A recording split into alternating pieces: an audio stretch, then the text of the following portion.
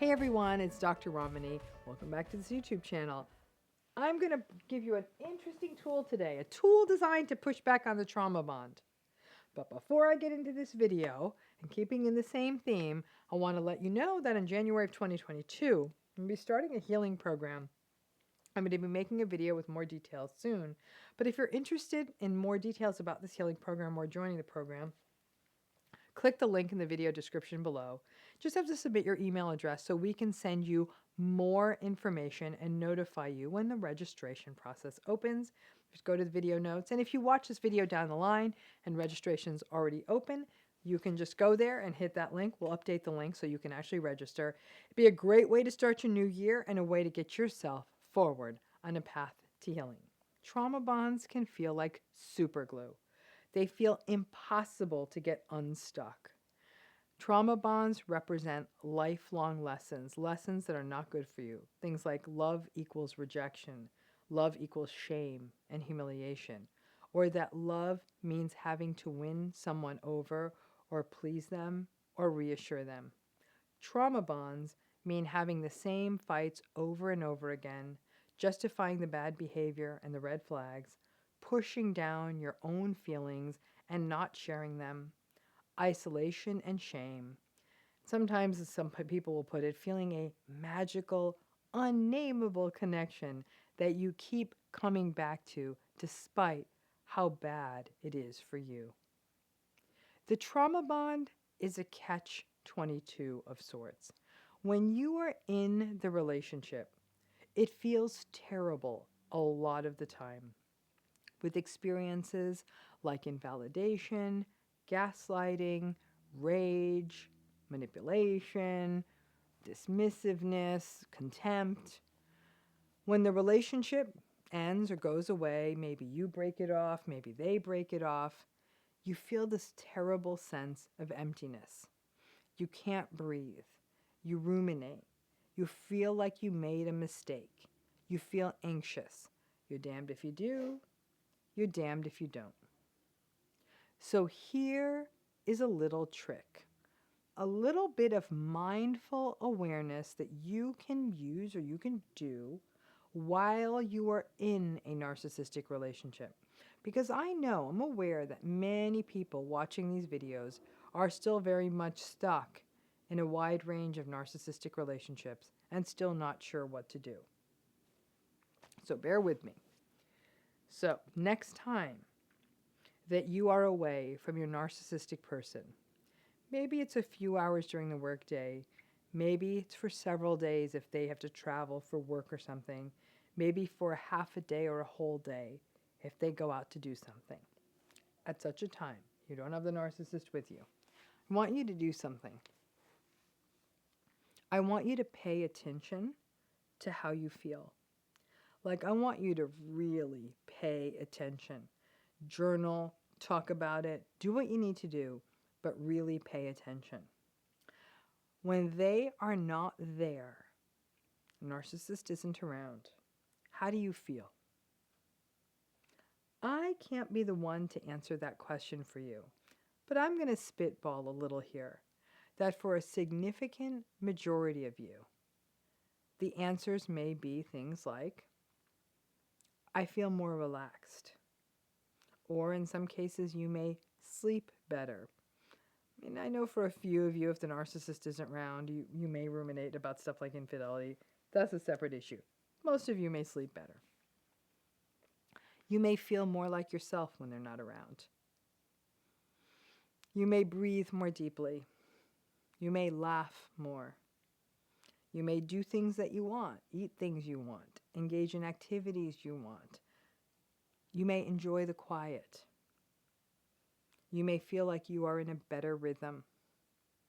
You may find yourself to be more in sync with children, with pets, with other people that interact with your household.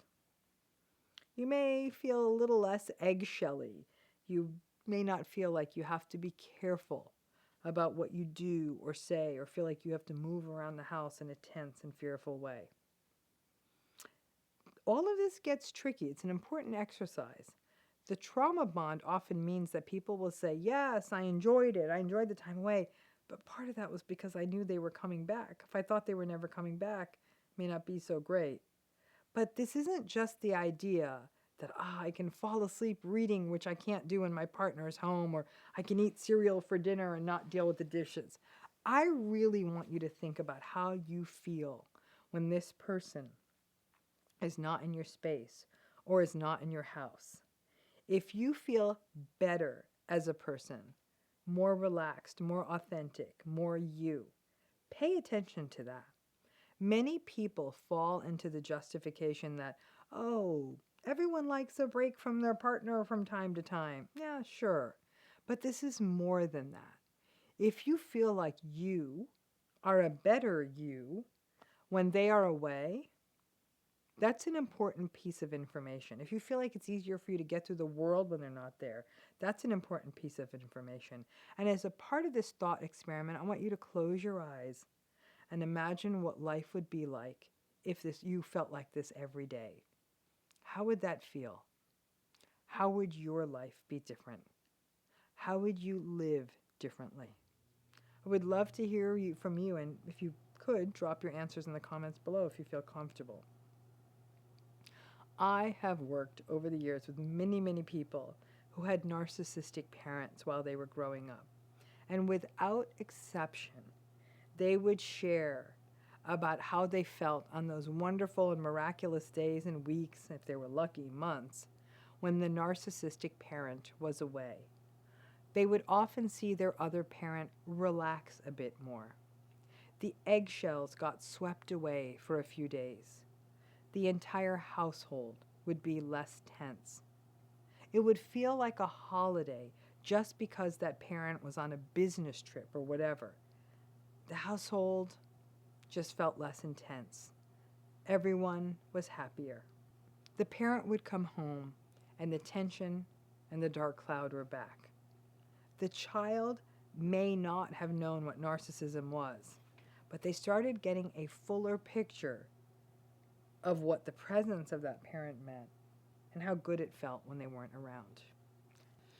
Now, thinking about when the narcissistic person in your life as an adult is away, for the small group of you who said, no, no, no, no, when the narcissistic person in my life is away, I feel so much worse.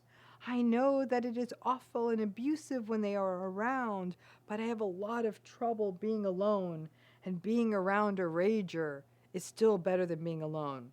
That I gotta tell you, then the issues around trauma bonds and relational dynamics is deeper than what I am talking about here.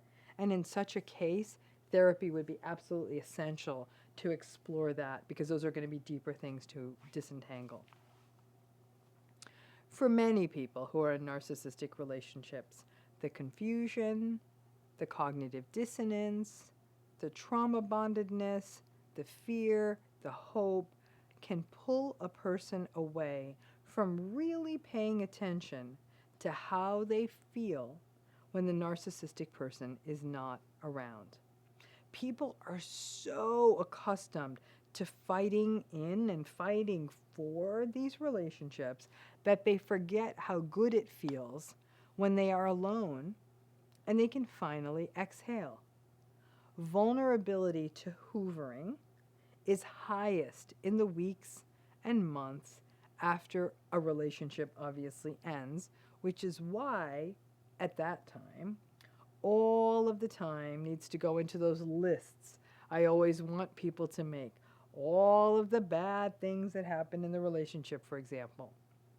So you can be reminded of how bad it really was, and then pay attention to how good it really is that you aren't on edge and can finally sweep the damned eggshells out of your house. I remember once, a long time ago, talking to a woman who had been married for a really, really long time to a very narcissistic man in a very traditional marriage. She liked the idea of being married. She liked being a mother. She liked keeping a sort of a gracious home. She acknowledged that there was something about the traditional role that really worked for her. And it was really an offset to some of the sort of the chaos of her own childhood. Her husband, however, was a major malcontent, an abusive, raging, cheap, awful person. Nothing was joyful or fun with him. After their children were grown and out of the house, she caught him in about the 7th extramarital affair he had had, and finally she felt it was just too humiliating to stay in it. Kids were out of the house. The divorce was incredibly messy, incredibly expensive, and he pulled every narcissistic trick in the book. After about a year, she decided to take her first solo vacation. She had not traveled alone for a very, very long time. As she made her way through the airport alone, she had talked about how sad and how lonely she felt, especially seeing other people traveling in groups.